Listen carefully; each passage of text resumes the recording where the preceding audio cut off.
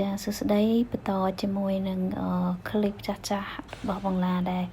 បានទៅដើរលេងជាច្រើនកន្លែងចឹងទៅអត់សូវបានកាត់វីដេអូឥឡូវយើងមកបន្តទៀតណាហើយ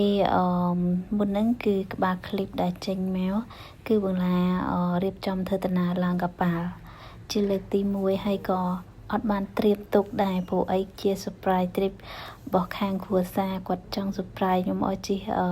កប៉ាល់ដ៏ធំមួយអញ្ចឹងណាហើយទៅដើរលេងរយៈពេល1សប្តាហ៍ជិះលើកប៉ាល់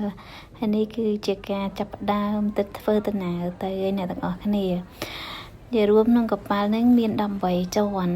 ស្មើនឹងអគារខុនដូមួយអគារ18ជាន់ហើយ travel ពេលហ្នឹងគឺមាន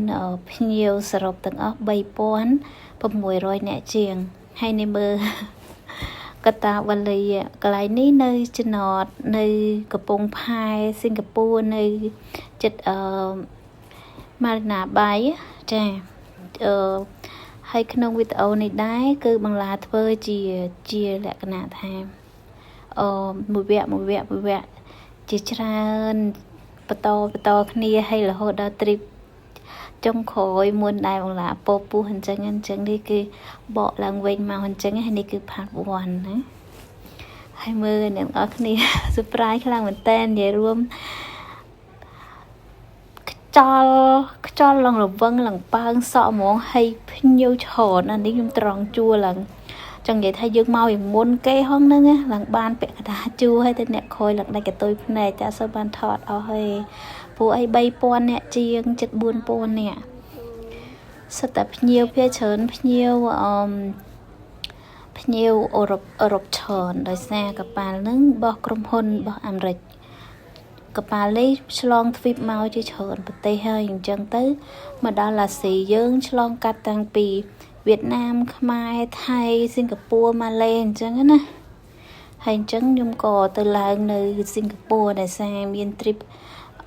នៅសិង្ហបុរីដែរអញ្ចឹងណាអញ្ចឹងទៅនៅសិង្ហបុរីហ្នឹងគឺមុនឡើងកប៉ាល់តែអត់បានកាត់ចូលទេហើយនេះ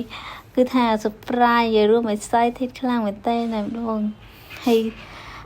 នេះគឺចាប់ផ្ដើមធ្វើដំណើរទៅត្រង់ជួរនៅខាងក្នុងកំពង់ផែមួយទៀត